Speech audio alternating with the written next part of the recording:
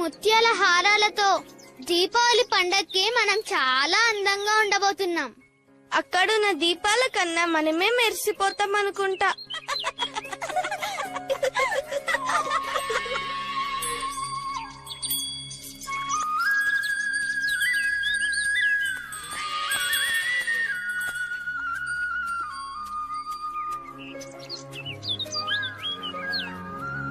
పాపం ఆడపిల్లలు నన్ను చూడలేక ఎంత ఇబ్బంది పడుతున్నారు. నీ అందం వల్లే వాళ్ళకి ఈ పరిస్థితి అనుకుంటాను. పళ్ళు చెదిరిపోతున్నాయి పాపం. అది నిజమే.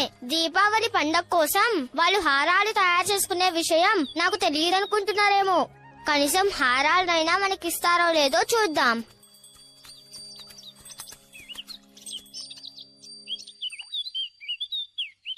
మిమ్మల్ని ఇబ్బంది పెడుతున్నందుకు మమ్మల్ని క్షమించండి. కానీ నాకు ఆ విషయం అర్థం కావట్లేదు. మీరు తయారు చేస్తున్న హారాలు చాలా బాగున్నాయి. నేను నా స్నేహితులు కూడా దీపావళి పండుగ చేసుకోవాలనుకుంటున్నాం. అందుకని మీ దగ్గరున్న ముత్యాలు మాకిచ్చారంటే మేము కూడా మీ అంత అందంగా కనిపిస్తాంగా. సుబాల, మధు అందంగా ఉండాలని మరీ ఆశపడుతున్నారా? నేను వాళ్ళ గురించి అనడం లేదు. నేను చెప్పింది హంసి గురించి, హరిణి గురించి. ఏంటి, మీరు మరీ పొగరుగా మాట్లాడుతున్నారు. మిమ్మల్ని ఇంత అడిగినా మీకు వినిపించడం లేదా? ఆ ముత్యాల్ని కొంచెం మాకు ఇవ్వరా? నువ్వు మరి పాపంగా అడుగుతున్నావు కృష్ణ. ఈ ముత్యాలన్నీ రాజులకి, రాణులకి. మరెందుకని నీ 2 ఆవుల కోసం మాత్రమే అడుగుతున్నావు? అన్ని ఆవులకి మమ్మల్ని తయారు చేసి ఇవ్వమంటావా? మీ దగ్గరున్నవన్నీ కావాలని నేను అడగట్లేదు. మా ఆవులకు అలంకరణ చేయడానికి కొంచెం ఇవ్వండి చాలు. దయచేసి మమ్మల్ని క్షమించు కృష్ణ. కానీ మీ ఆవులకి తగినట్టు ఉండే ఒక్క ముత్యం కూడా ఇక్కడ లేదు. మీరు తెలివిగా మాట్లాడుతున్నారా? వదిలేయండి, నాకు కావాల్సినవి నేనే వెతుక్కుంటా.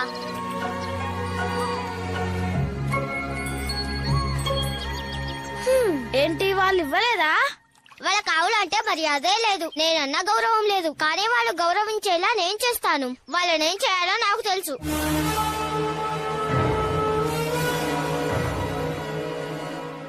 ఎందరో రాక్షసులు ప్రయత్నించి ప్రాణాలు కోల్పోయారు. అలాంటప్పుడు ఆ మరణ దేవతను అంతం చేయగలనని నువ్వెలా అనుకుంటున్నావు? ఎందుకంటే నేనెంతో బలవంతుండే. అదీ కాకుండా భూమికే నేనంటే భయం.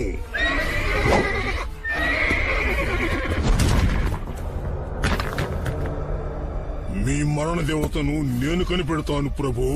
ఆ మరణ దేవతను కనిపెట్టి అంతం చేస్తానని మీకు మాటిస్తున్నాను ప్రభు.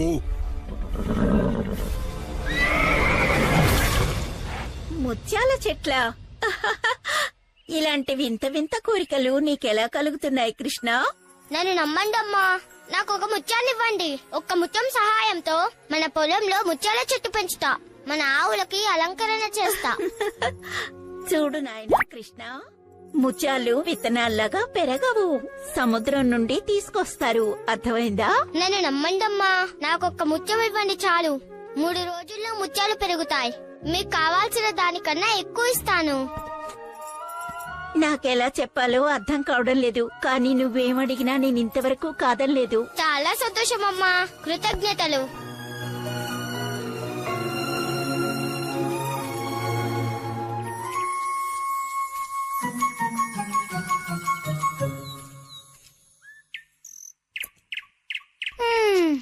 ఎంతో రుచికరమైన వెన్న, పాలు ఇక్కడ పెరిగితే బాగుంటుంది. అర్థం లేకుండా మాట్లాడకు మధు. పాలు, వెన్న చెట్లకి పెరగవు. ఆవులే మనకి పాలు ఇవ్వాలి. విషయమేంటో నువ్వు విన్నావా రాధా? బృందావనంలో ఉన్న వాళ్ళందరూ ఒక కొత్త రథ గురించి మాట్లాడుకుంటున్నారు. అవును, ముత్యాల చెట్లు పెంచబోతున్నారట. ముత్యాలలాగా నా గాజులు కూడా పెంచి వేరే గాజులు తెచ్చిస్తావా? ఈ పొలమంతా అందమైన ముత్యాలు పెరగడం మొదలయ్యాక అప్పుడెవరిని ఎగతాళి చేస్తారో చూద్దాం. మనం వీటికి బదులుగా బెండకాయలు పెంచితే బాగుంటుందేమో. లేదు మధు, కానీ నువ్వు నాకు మంచి ఆలోచన ఇచ్చావు. నువ్వు సుబాలో ఏం చేయాలో చెప్తాను, సరేనా?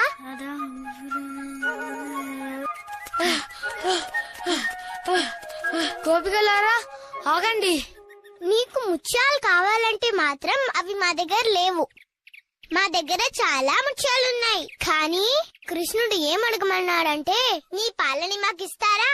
కృష్ణుడు కష్టపడి పనిచేశాడు కదా, దాహం వేసుంటుంది. లేదు, దానికోసం కాదు. ముత్యాల చెట్లకి నీళ్లకు బదులు పాలు పోస్తాడంట. కానీ అంత మంచి పని చేయడానికి పాపం దీనికి అర్హత లేదు. విశాఖ చెప్పింది నిజమే. కృష్ణుడివి పవిత్రమైన ముత్యాలు, దానికి ఇంకా మంచి పాలు కావాలి కదా. ఈ పాలను తీసుకెళ్ళండి.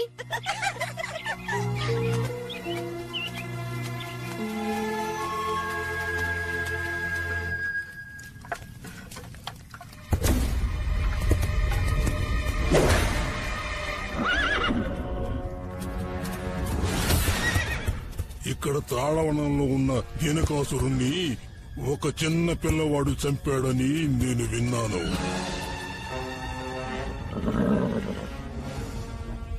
నేను విన్నది నిజమేనా? వాడి తల మీద నీలం రంగు రెక్క ఒకటి ఉంది. పసుపు రంగు పంచె కట్టుకుని నీలం రంగులో ఉంటాడు.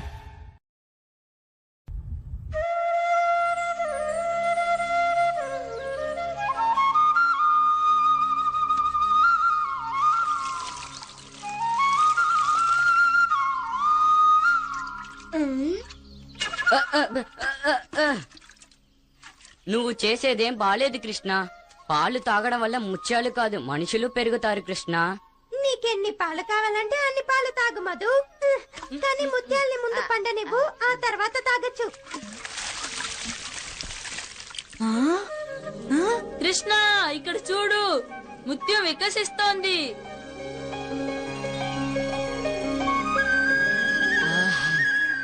వీటి సువాసన ఎంతో బాగుంది. ఈ సుగంధానికి ఇవి ఇక్కడికి వచ్చినట్టున్నాయి. ఈ పరిమళం ఎక్కడి నుంచి వస్తోంది? నువ్విచ్చిన ముత్యాలతోనేనమ్మా అవి మొలకెత్తుతున్నాయి. మొలకెత్తుతున్నాయి, కానీ ముత్యాలు కాదు, ముళ్ళు. చూడు, ఈ ముత్యం మన దగ్గర ఉన్న వాటికంటే పెద్దగాను అందంగాను ఉంది. ఎంత బాగుంది. మనం సాధించాం. ఖచ్చితంగా ఇది కృష్ణుడు మాయే. ఇవి నకిలీ ముత్యాలు అయ్యుంటాయి. నేనింతవరకు ఎప్పుడూ ఇంత అందమైన ముత్యాన్ని చూడలేదు. ఈ ముత్యాలు ఎంత అందంగా ఉన్నాయి. నాకు భయం వేస్తోంది. కృష్ణుడి ముత్యాల ముందు మన ముత్యాలు వెలవెలపోతాయేమోనని. మనం కృష్ణుణ్ణి ముత్యాలు అడిగితే ఖచ్చితంగా కాదు అని చెప్పలే. అతనికి మనం పాలు కూడా ఇవ్వలేదు. అతను మనకి ముత్యాలు ఇవ్వడు, దెబ్బలు మాత్రమే ఇస్తాడు. ఈ దీపావళికి మన అందరి దగ్గర హేళనవుతాం. అలా జరగదు. కృష్ణుడి ముత్యాలు ఎలాంటివో మనకి తెలుసు. ఇవి చాలా బాగున్నాయి. మనము ముత్యాల్ని పండిద్దాం. మన ముత్యాలు తన ముత్యాల కంటే అందంగా ఉండాలి. మీకేమన్నా మతిపోయిందా? తనేదో మాయ చేశాడని మీరు చేస్తారా? అయితే తను గోవర్ధన గిరినెత్తాడు, మీరు ఎత్తగలరా? ముందు ఆలోచించండి. ముత్యాలు పండించడం అంత సులభం కాదు. దేవతలకైనా సరే కృష్ణుడు ఎప్పుడూ ఏవో మాయలు చేస్తూనే ఉంటాడు. మీరెప్పుడైనా ఒక్క మాయైనా చేసి చూపించారా? ముత్యాలు పండించడం అంత కష్టమైన పని ఏం కాదు. ఇందులో మాయేం లేదు. బృందావనంలో ఉన్న మట్టి అలాంటిది, తెలుసా? అవును, మన బృందావనంలోని మట్టి ఉంది. యమునా నది కూడా పవిత్రమైనది. మనం ముత్యాలను మట్టిలో పెట్టి పాలు మాత్రమే కాదు, వాటికి కొంచెం వెన్నని నెయ్యిని కూడా తీసుకొచ్చి పోద్దాం. అప్పుడు మన ముత్యాలు కృష్ణుడి కన్నా చాలా పెద్దగా అందంగా ఉంటాయి. సరేనా? రండి. ఒక్క నిమిషం, మనం ఎందుకు ఈ ముత్యాలను వాడాలి? మన అమ్మ దగ్గర ఉన్న ముత్యాలు పెద్దగా ఉన్నాయిగా. అవును కదా, విత్తనాలు పెద్దగా ఉంటే మొక్కలు కూడా పెద్దగానే ఉంటాయి. విశాఖ, రాధా,